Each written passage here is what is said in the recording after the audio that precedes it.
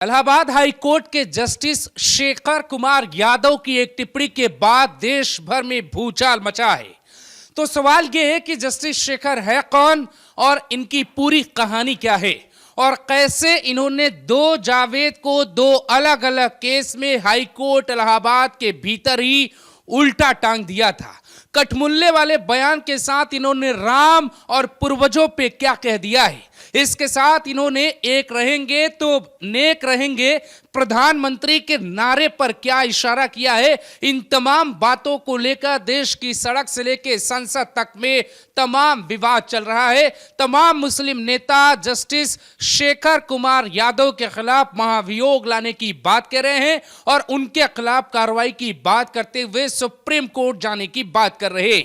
कार्रवाई की बात करने वालों में एक नाम कपिल सिब्बल का भी है और तमाम उन पार्टियों का भी है जो ये चाहते हैं कि हिंदुस्तान में कम से कम सत्य को सत्य ना कहा जाए। तो शुरुआत करते हैं कि एक वीएचपी का कार्यक्रम था, यानी कि विश्व हिंदी परिषद ने एक कार्यक्रम बुलाया था जिसमें जो है जस्टिस शेखर कुमार यादव को इनवाइट किया गया था। मुख्य अतिथि के तौर पे वहां पे पहुंचे थे प्रयागराज हाई कोर्ट के अभी वो सिटिंग जज हैं। बड़ी बात है, वो कुछ भी टिप्पणी करते हैं।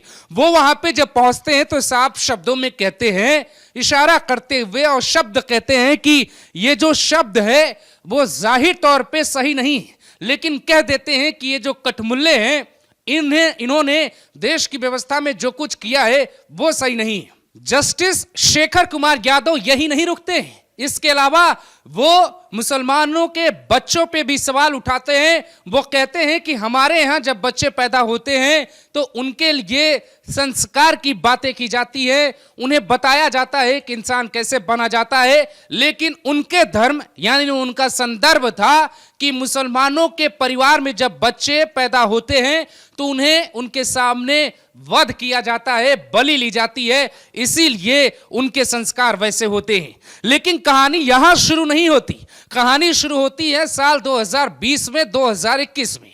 सुप्रीम कोर्ट लगातार इस मामले की निगरानी कर रहा है, लेकिन जस्टिस शेखर ऐसे ही हैं, ना बदले थे ना बदलेंगे। वो चुनाव लड़ेंगे, किस पार्टी से लड़ेंगे ये बातें भी चर्चा में आने लगी हैं। जस्टिस शेखर के पास से केस पहुंचता है जिसमें जावेद नाम के आरोपी पे आरोप था कि उसने एक भोली भाली हिंदू लड़की को जबरन धर्म कबूल करने पे मजबूर किया। उस केस में जस्टिस शेखर ने यह कहते हुए खारिज कर दिया था, जमानत नहीं दी थी कि किसी भी धर्म पे कट्टरता से कभी भी कबूलावे का दबाव नहीं बनाया जा सकता है। यह हिंदुस्तान है और यहां पे सबको सुरक्षित रहने और अपने धर्म की रक्षा करने की जिम्मेदारी कोर्ट देता है। इसके अलावा एक आरोपी और कोर्ट में गया जिसका नाम जावेद था। जावेद पे गौकशी का आरोप लगा था। जावेद पे जो टिप्पणी जज साहब ने की थी वो ऐतिहासिक थी, वो यादगार थी, वो आज भी याद की जा रही है। तब जस्टिस शेखर ने यह टिप्पणी की कि गाय हमें दूध, दही, घी, मूत्र और तमाम वो चीजें देती हैं जो हमारे सनातन धर्म के लिए जरूरी है, जिसे पंचामृत कहा जाता है, जिससे तैयार किया जाता है। इसके अलावा वो वीएचपी के कार्यक्रम में अपने भाषण के दौरान राम मंदिर पर भी बात करते हैं। वो कहते हैं कि पूर्वजों के बलिदान में जो पूर्वजों का जो बलिदान था उसके बलिदान के असर से राम मंदिर तैयार हुआ। राम मंदिर पे वो खुल के बात करते हैं। अब सवाल ये उठता है कि जिस जज साहब ने कठमुल्ला कह दिया मुसलमानों को, मुसलमानों के बच्चों पे सवाल उठा दिया, क्या ये सही है?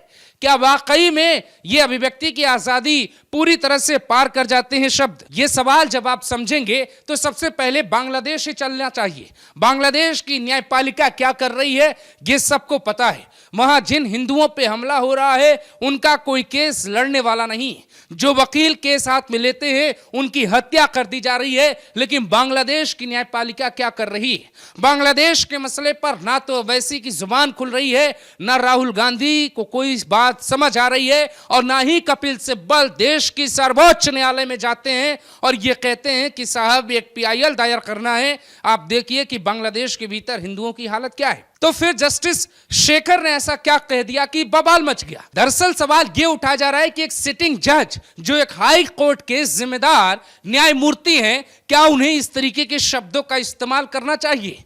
अगर एक जज वोट दे सकते हैं तो क्या वो अपनी राय नहीं रख सकते?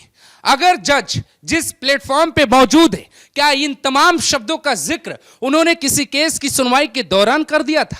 क्या ये तमाम शब्द किसी जावेद या किसी अब्दुल के केस के दौरान कर दिया था?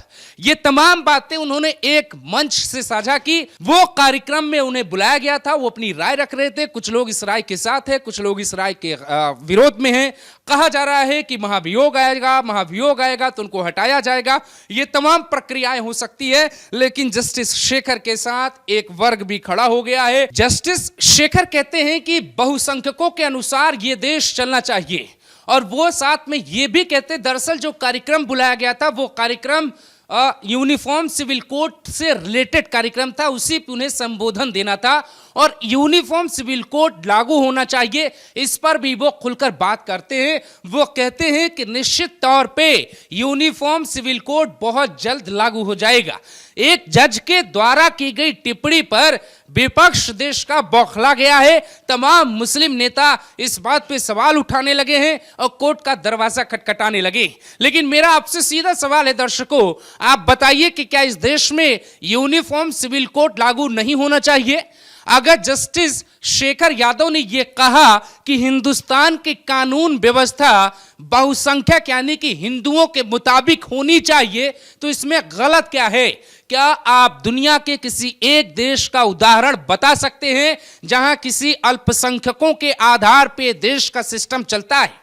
लेकिन भारत में सेक्युलरिज्म की बात की जाती है, सेक्युलर और समाजवाद की बात की जाती है, जिस बात को लेकर तमाम राजनीतिक पार्टियां विरोध कर रही हैं कि सेक्युलर भारत में इस तरीके की बातें एक हाई कोर्ट के सिटिंग जज कैसे कर सकते हैं?